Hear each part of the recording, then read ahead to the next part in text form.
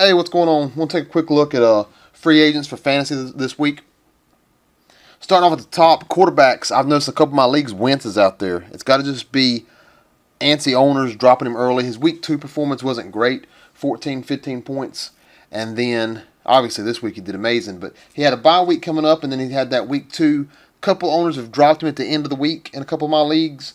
So see if you've got any of those guys out there who kind of let him go. If so, it's a great pickup, obviously.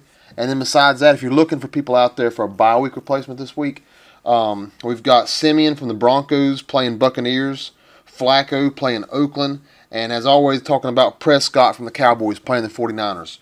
None of these three are tempting options going forward. I mean, in long terms, even with Simeon's game, despite that, I wouldn't be comfortable with these guys starting week in and week out. But for week 4 bye week replacements, they all look strong. Moving on to running backs. We have, it's all about injuries here. We got Jordan Howard coming up for the Bears. We have Langford's got hurt it looks like he's out for at least 3-4 weeks. And if so, this guy should get the most of the work going forward. Carolina, same thing. Stewart's out a couple more weeks with a high ankle sprain. We've got Fozzie Whitaker and Cameron Artis-Payne. I would take Payne, same as last week I suggested this.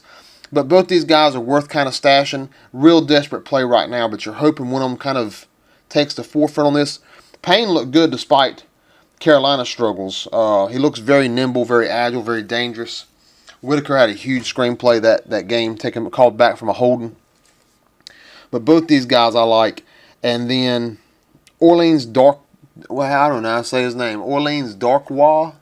from the Giants. He's now the Varine's out. Rashad Jennings might start. He might be back. If that's true, this guy's not worth a pickup. But if Rashad Jennings is out and Varine is going to be out, he was just placed on IR, then this guy's a good pickup. He's a good play. I mean, I don't know if it's Giants Giants opposition's run defense looks pretty strong going forward, but he's definitely worth the roster spot if Rashad Jennings isn't back. Moving on to receivers. Terrell Williams from San Diego is still available in a lot of my leagues. Dude's got 15 targets over 2 games, leading San Diego in targets. They play the Saints this week, who's in a shootout every week. So, that's looking like a pretty sneaky play, a pretty sneaky pickup for the week. Maybe just a stash for a while. Keenan Allen's out. The guy could have some value. Josh Gordon's coming back in 2 weeks. That Browns offense, they're losing quarterbacks left and right. But Gordon, when he's played, he's been a fantasy stud. He's worth a roster spot if you've got room for him just to stash and see what the future holds for him. And then another interesting one from Cleveland is Terrell Pryor. I don't love Terrell Pryor's stats at receiver, but he's got an interesting little... McCown's down probably for another week or 2. Pryor's going to share some share some snaps at quarterback.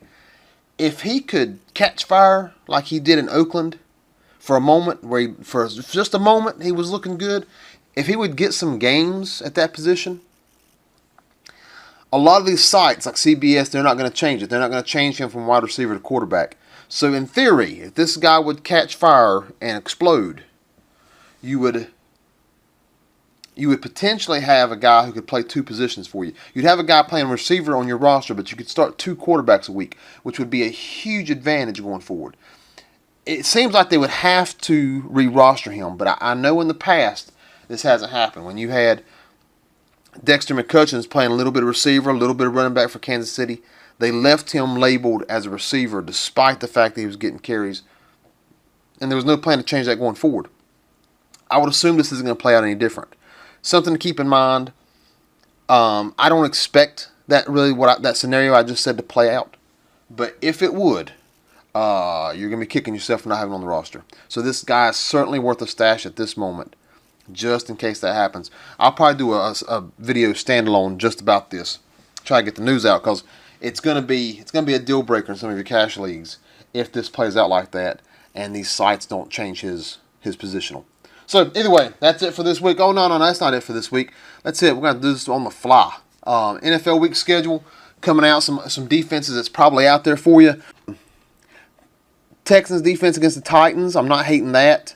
Lions against the Bears. Dallas just put a whooping on them. I think Lions could do the same, get them in a shootout. Redskins defense are playing Browns, who's going to their 3rd string quarterback. Worst things than that happening out there. That would be a good play. And then Vikings against Giants on Monday night. That defense is pretty for real. They just came in, shut down Carolina.